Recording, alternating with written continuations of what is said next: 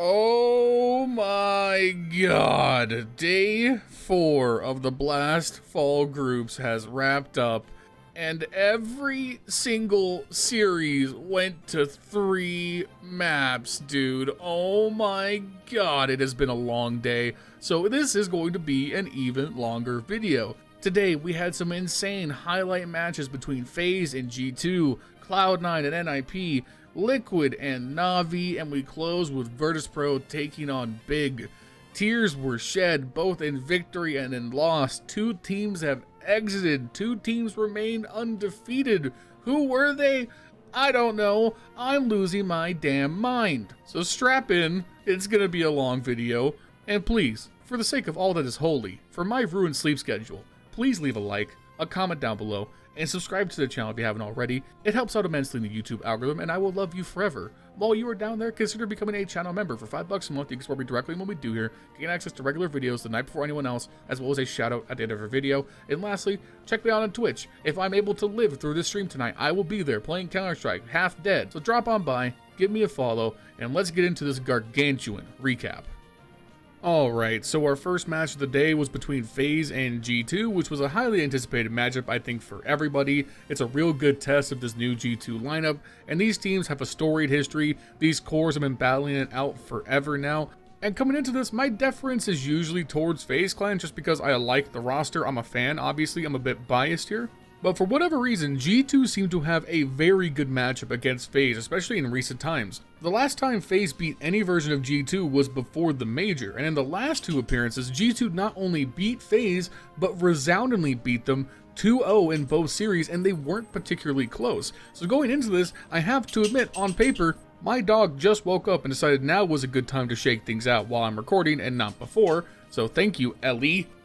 Anyway, on paper, I have to admit, G2 do have the advantage in this matchup for whatever reason. They seem to just have Faze's number and are very good playing into them, and with Faze being very inconsistent as of late, it definitely feels like an uphill battle for Faze. And that's what we saw play out. This is a 2-1 victory for G2, and in both of their wins, G2 were dominant, and in the one win for Faze, Faze definitely had great control of the game, but the door was definitely open for G2 to make a run, and if some decisions had gone differently, this could have been a 2-0.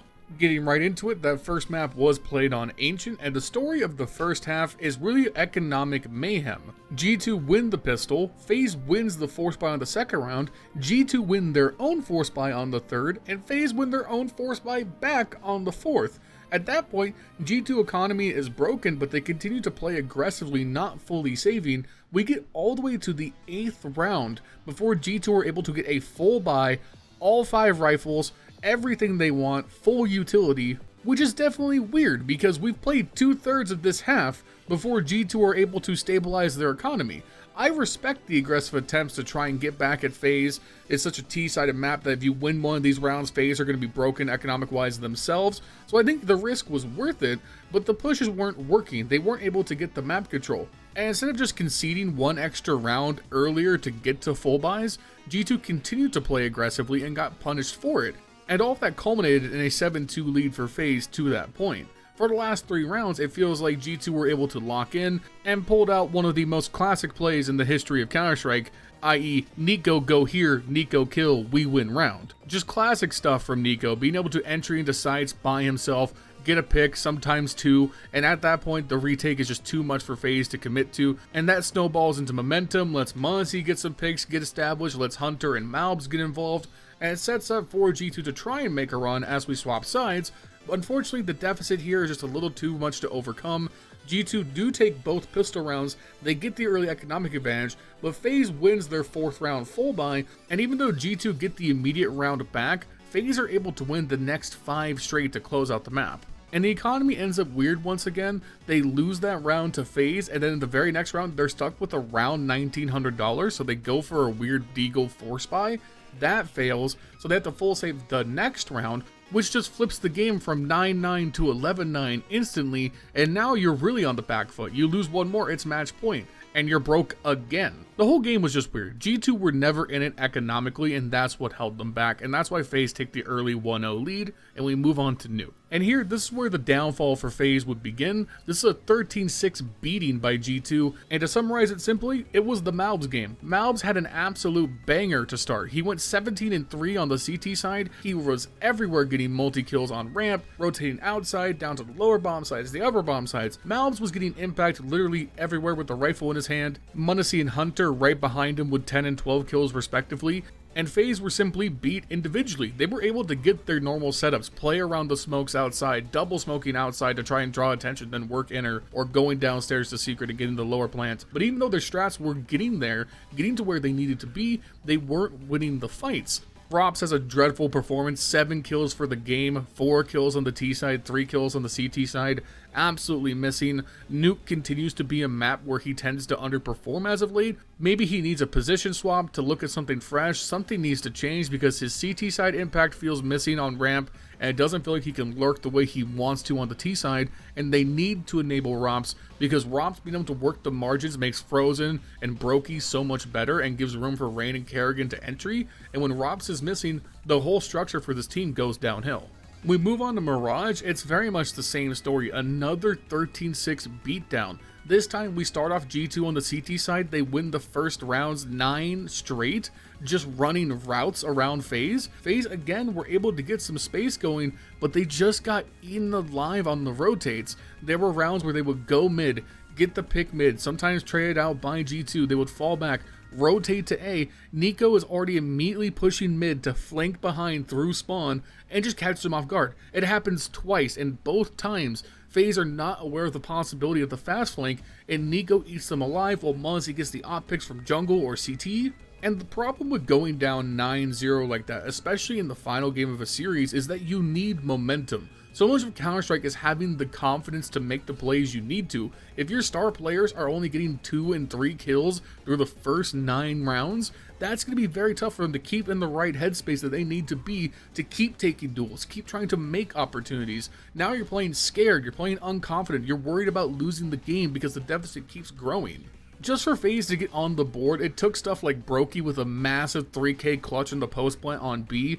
It took stuff like a big mid to cat push where they could lurk Frozen into window to catch rotators. And even though Faze were able to get the last 3 rounds of their half, we turn around and the pistol round is the most pivotal round left in this game. It's a 9-3 deficit. If G2 win the pistol, the CT economy pretty much makes it so this game is more or less over, and G2 run them over B.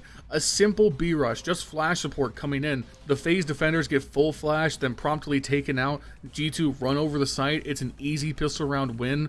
They win the eco round afterwards. Faze are forced into an awful force buy. They don't even really get any kills off the back of it. So now you've lost pistol, you've lost the force buy, you're forced to save on the 3rd. You come around into the 4th, your first full buy gun round, you win that, good job, but the deficit is too much. You're already on match point. G2 could just wait it out, get the economy back up, and just win the game from there, and that's what happens. G2 take this series soundly 2-1. Faze move to the consolidation game, facing elimination tomorrow. Overall, another great looking game from G2. Snacks is having impact, the calls still look good. Malbs had a much better performance on Nuke, showed some of his great potential. I don't know, man. It seems like the G2 experiment might be working.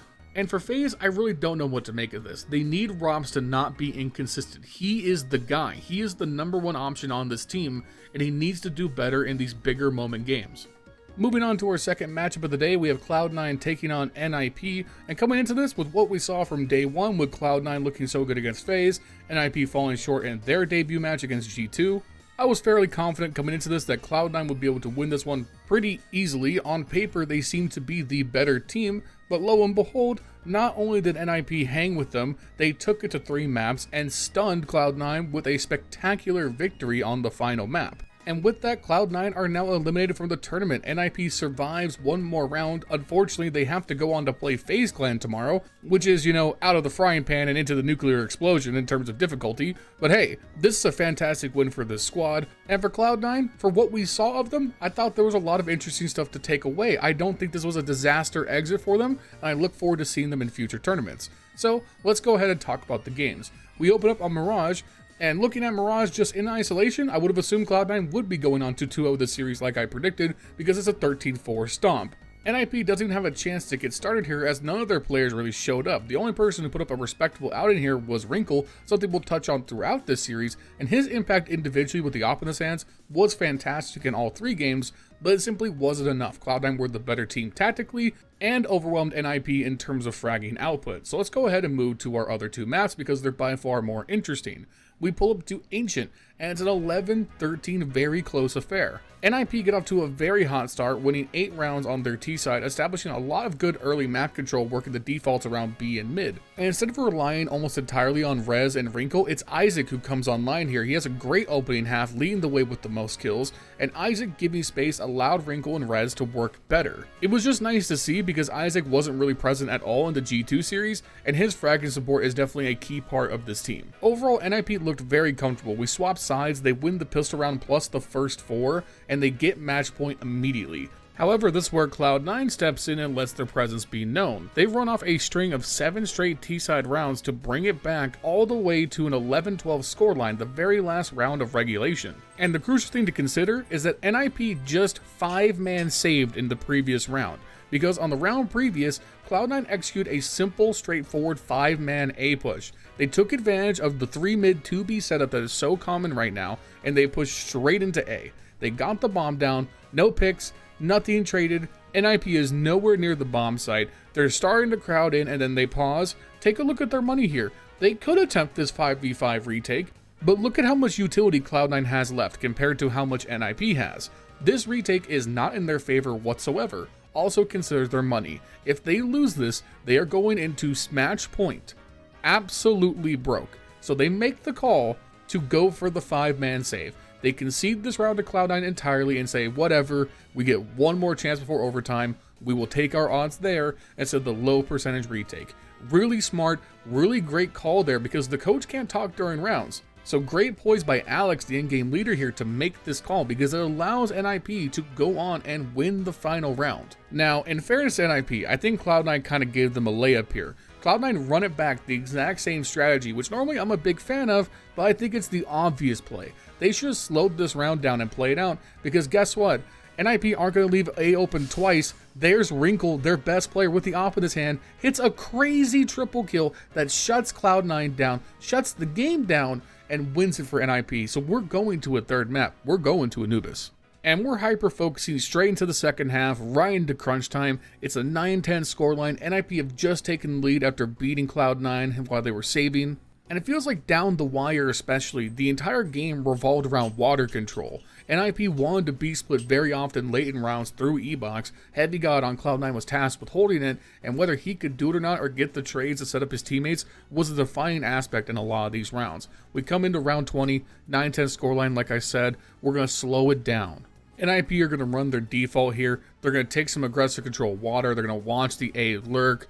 Wrinkle's going to push up with the op, try and look for a pick. Heavy God's going to counter with a smoke, space him out a little bit. And now we're going to focus back on Maxter. He's flashing off the A players, trying to keep them back, keep them from pushing up through rugs to try and gain back some of that water control. We get a re-smoke into E-Box, delaying the round even further. At this point, NIP, they're definitely looking for Cloud9 to give them something to work with. They're hoping that Cloud9 are going to try and explore a little bit, get a little aggressive, try and take some proactive map control and walk into some waiting players on the NIP side. Cloud9 very smartly, they're playing back, they're playing the sites, they're waiting knowing that NIP like to push into them late in the rounds, and they're not going to compromise on the site control because of that. The clock is starting to run down, we're getting below 50 seconds here, the smokes are starting to clear in the E-Box, and Heavy God is about to get tested. Can he do it? He's pushed through the doorway. He's trying to get this good off angle here, see if he can catch him off guard. The nade reveals him in the smoke, manages to catch Alex with a nade out, gets traded out by Maxter right away, and now the NIP players, they're rotating. They're trying to take advantage, knowing that there's still players on A, but enters in a great forward spot by the B main doors, is going to find Isaac in the prison on the edge of the smoke. And even though he gets traded out very quickly by Maxter, it gives up the site. NIP are able to get the bomb down, but the Cloud9 players are right on top of them. And what's going to happen here? Bubblesj is going to get the pick on Maxter. That's going to make NIP look towards E-Box while Bubblesj runs away. It gives Axel the perfect opening to push out to Dark. He's going to find both the kills. That's going to allow them to take the defuse and tie things up But NIP, they would fight back. We're going to trade rounds back and forth here all the way to another 11-12 scoreline where NIP are looking to close out the series. And it's really the team play that's shown out for NIP in the end, especially on these last few rounds. To get to match point, it came down to another 30-second bomb site take on B, and NIP walked onto a stacked B bomb site, won all of their duels, and turned a 5v5 into a 4v1 round victory in the blink of an eye. And on match point, series point, Cloud9 are out of money, out of resources, and forced into a desperate A push with 3 people. The B bomb site crumbles, NIP get all the picks they need after the bomb plant, and an incredible series win for this young team. It can't be understated. Cloud9 were the favorite. They look like the better team. NIP outplayed them down the stretch to stay in the tournament, and even though they have to face Faze tomorrow, they should be very, very happy with how they've played this tournament so far. A spectacular showing from NIP. Alright, we are barely through 2 series. Today has by far been the longest day of the tournament so far. Just to give you guys a peek behind the curtains, I've recorded the 2 previous parts of this video after those series concluded. So while Cloud9 and NIP was wrapping up, I was recording the Faze clan section, and while Liquid and Navi were finishing up, I was doing the previous section you just listened to. And now here we are, Big and VP are dueling it out, and we're here to talk about Navi and Liquid. It's already 2 in the afternoon, and I've been watching Counter-Strike since 6 o'clock in the morning, and keep in mind, that means I slept through the entirety of the Faze G2 game. So it's been a long day. And what do you know, we pull up to Liquid versus Navi, and it's another 3-map epic series that we really need to talk about. Because Navi, just crowned #1 team in the world, coming off a recent tournament win, looking so good. Liquid, still debuting the new roster, coming off a great series victory against Virtus.pro yesterday. And regardless of the validity of Navi as a #1 threat in the world, there's no doubt they're playing with momentum. This is Liquid's most serious test, and an incredible chance to see what Twists can do as an IGL and what this team is made of. And frankly, they delivered. We start off on Anubis. It's an 11-13 epic game. And it plays to a very textbook Anubis standard. Navi start off on the T side. They win 8 of the 12 rounds. That's a very standard scoreline. Their T side looked very comfortable. Bit led the charge with 15 kills, a 1.71 rating, showing off that insanely high game sense, that even higher headshot accuracy with the rifle in his hand. He will go on to the second half to make some questionable decisions, something we'll talk about in a minute, but on the T side, he was unleashed, and Liquid could not stop them. Meanwhile, for Liquid, the name of the game on Anubis is just to survive the CT half, and that's what they did. You get 4 rounds, you're feeling good about that. Naf had 12 kills, so he's online, he's ready to go. Everyone else got some kills here and there. There was no one really lagging behind except for maybe JKS. The big thing is, they managed to keep it close enough that we could switch to the T side and try and mount a comeback. And that's what Liquid did. They started off their T side with 6 straight round wins, just running it down Navi's throat, winning the duels, getting the bomb down, and not allowing those post plants to fall away. We're going to focus in first on round 19 and then 20, because despite Bit being the leading fragger for Navi on this map, he makes 2 really weird errors on these rounds. He buys the op both times and proceeds to get no kills with it on the A site. Bit is not an opper. I have never seen him op in a professional match before. He is an insanely good rifler, as we've seen throughout the rest of this game already, but he decides to buy the op. He gets beaten by Ultimate on round 19, and that round easily could have been an 11 for Liquid had Emma not had an insane double kill in E-Box, and JL got the great refrag onto Ultimate after Bit died. We followed up with the next round, and then Bit takes the op to A again and dies again. And this time, Navi do lose that round. It breaks their economy, which means they have to save the next round. So this round didn't just cost them Liquid's 11th, it gave Liquid match point. Bit was having an insane impact up to that point. Why he didn't just go with the rifle, I really don't understand. Those rounds could have been severely different had he done so. In fairness, after the save, Navi battled it back. They managed to barely avoid losing a huge 1v3 clutch to Twist to keep them alive, and in the very next round, Bit remembers that he's not an opper, pushes through Rugs, gets an incredible 2-piece that forces Liquid into a late B hit that they're not really set up for. And even though Twist finds a gap, gets behind into Temple, Alexi B cleans up the final 2 kills, shutting it down, and now we're looking at the last round of regulation, Navi trying to extend this game even further. Liquid call timeout here, and I like what they do out the gate. They've been playing very pacey, very aggressive in the early rounds, but they dial it back. They allow Navi to take some more aggressive map control. JL pushes out of Rugs into water, and Liquid are content to let this round wind out a little bit and not be so quick to reveal their hand. Bit takes an instant dink somewhere at the beginning of the round, I think down in E-Box, and because he gets dinked, Wonderful rotates all the way around and we have Bit back on the op. And you know, I get it, logically that's the correct play, but I feel like Bit should have just stayed on the rifle. That's all I'm saying. You know, Wonderful himself not having the greatest game, but here's the thing, pretty sure he still had more op kills than Bit. That's all I'm saying. Liquid start to show their hand a little bit. We get some utility up mid, some flashes, some smokes. JL is looking at the window trying to see if he can spot him on the cross. He takes a shot at a player on the cross and reveals himself. Now JL is isolated. He can't be helped by any teammates and he gets picked off. Doesn't really get anything other than some intel, and that's a huge loss for Navi.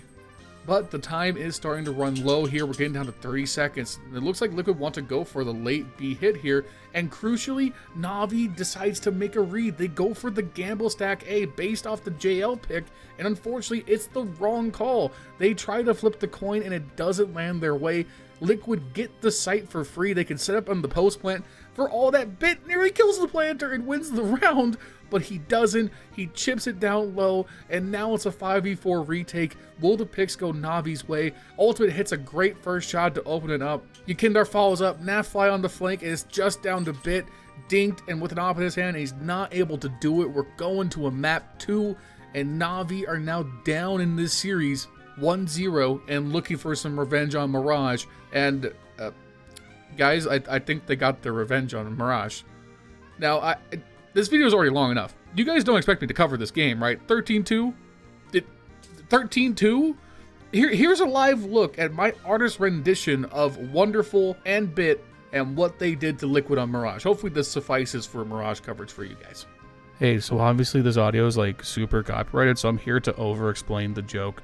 In case you don't know what this is Jujutsu Kaisen, and right now, the character getting beat up is supposed to be Team Liquid, and the two people beating them up, Yuji and Toto, are Wonderful and Bit in this example. Now, I would assume Bit is more like Toto just because he's a little older, a little more senior. Wonderful is younger and inexperienced, and I do believe that Bit could master the Boogie Woogie given enough time. I think he has the potential. Will he ever manifest domain expansion? I don't know. He seems to be able to do Black Flash, so we'll see.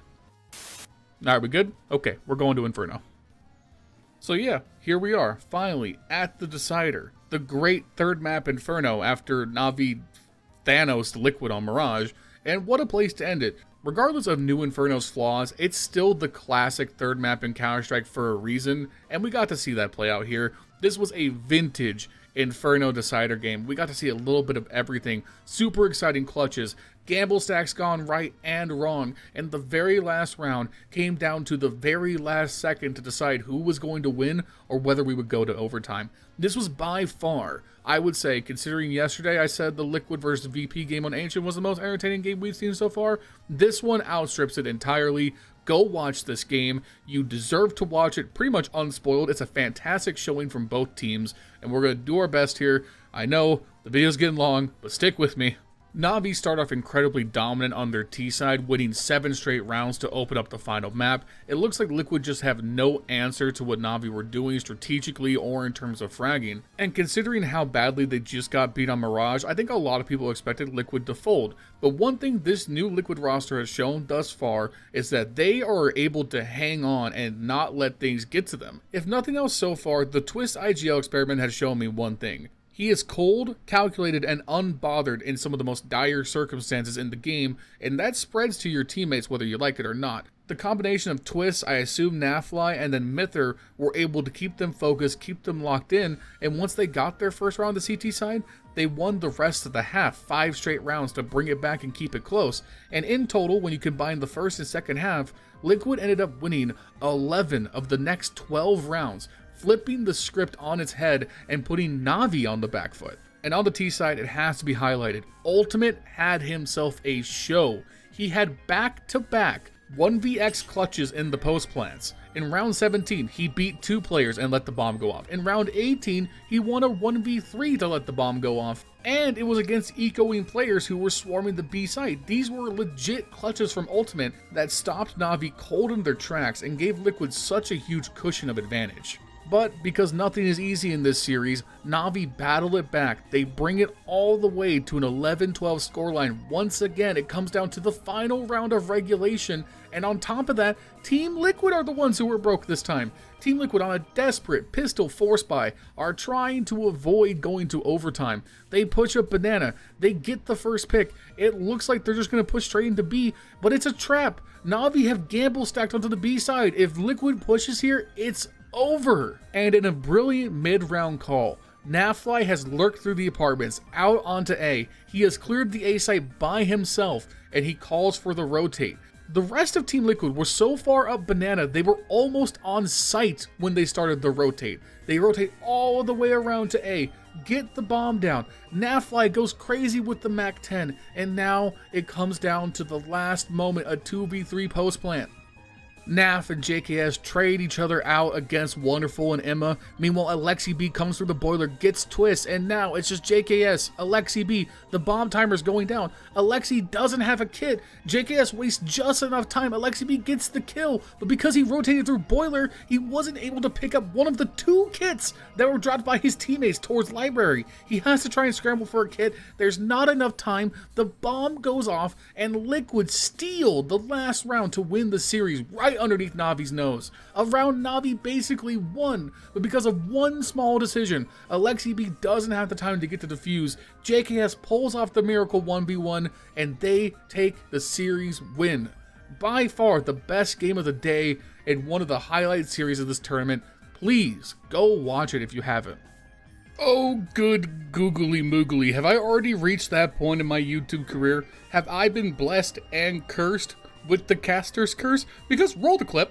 VersusPro, they dropped down to the lower bracket, so they're facing elimination tomorrow. But I'm just going to say, I know I'm never going to bet on VP again, but they're good enough to beat the other teams in this group. If VersusPro gets eliminated tomorrow, I'm going to be furious, so we'll see how that plays out.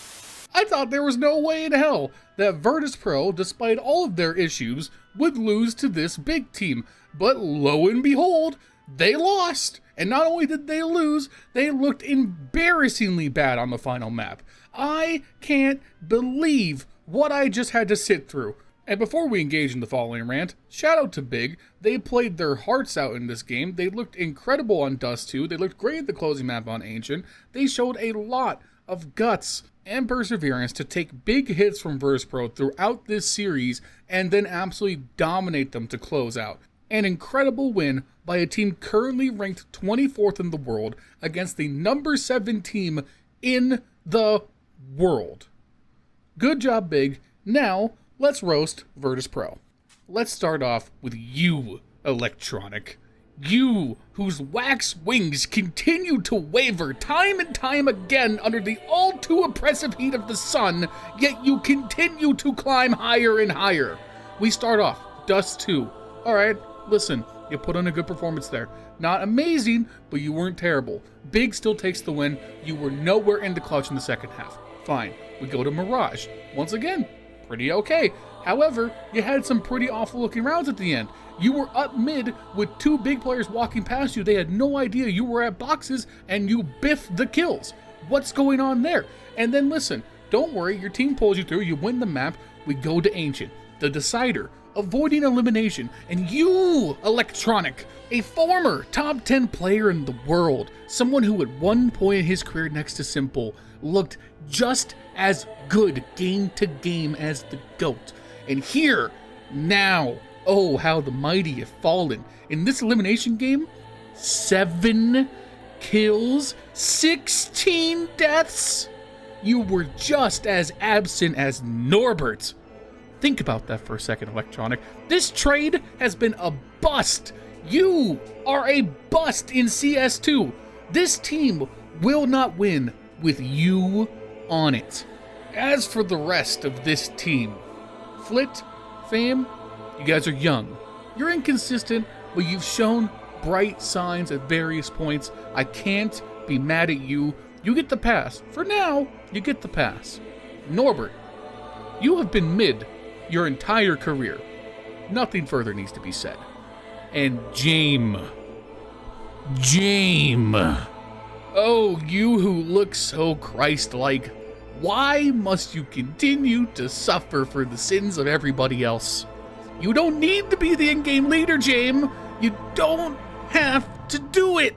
Now listen, I may not know whether there is a good enough Russian-speaking IGL out there to fit the picture of what VP needs, but if this organization doesn't look at this result and finally say, yeah, I think we got to make a change, I have no further words.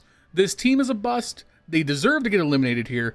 I can't believe they managed to fuck it up this bad. I don't even want to analyze the games. There's nothing to get into. This should not have been a series. VersePro should have won this every single time.